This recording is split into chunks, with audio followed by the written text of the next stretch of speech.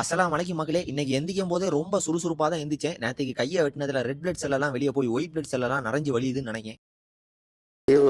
ஒரு பைத்தியக்கார பைலட் அந்த மாட்டிட்டு படுற பாடு.